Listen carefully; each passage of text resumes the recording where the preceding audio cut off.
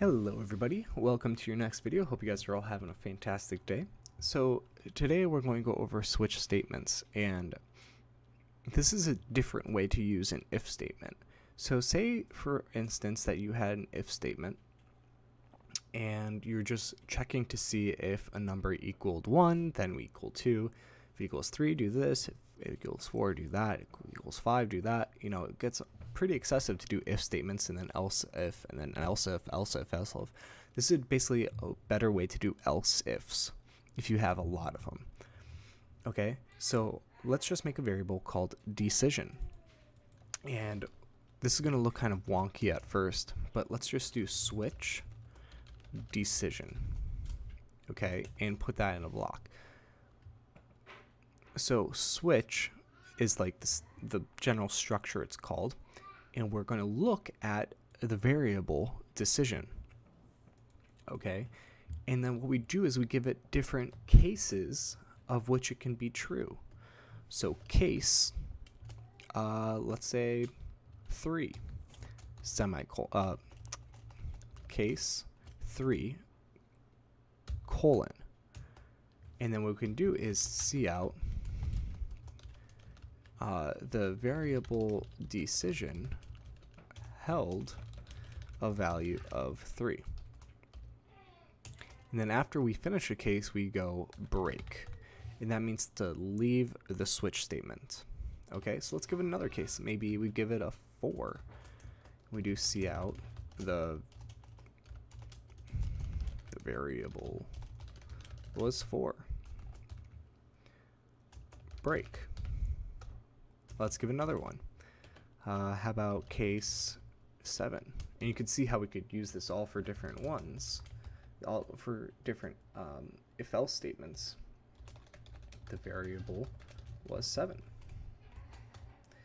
And lastly, make sure we break that, we can have a default case, which is like if nothing else worked, then we're going to run this, and we just say, let's just say I couldn't guess your number. Break. Okay, so what this is doing is it's going to compare the value within decision to 3, 4, 7, and then ultimately default. So let's go and run this. We'll get an error because we never set decision to anything. So let's set it to 4. The variable was 4. So what happened was it entered the switch statement, checked to see if it was 3. It's not 3, so we just jump over it. It saw it was 4, so we ran the code directly after it, and we found out it was a cout statement. The variable is 4, and then we break and we just exited the loop. Not really a loop, but exited the block of code. Break is used in loops as well, but we're not there yet. We'll get into other videos. So let's go ahead and change this to maybe a 0. What happens? I couldn't guess your number, because what happens was it reached the end of this. I reached all the end of the cases, saw it was a default case, ran it, and broke, and ended the switch statement. So what happens if we forgot to write break here? What happens? Oh, that was a default case. I shouldn't have put it there. Let's do 4. You don't need 2 on a default case, so it's automatically going to end it. Let's get rid of it here.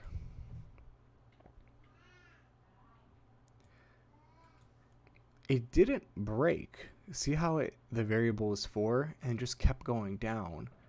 It skips this code because this is only related to when it's searching for cases. It found its right case and it just kept going down to the next line statement that it found, which was the variable was 7, and then it broke and exited to the loop.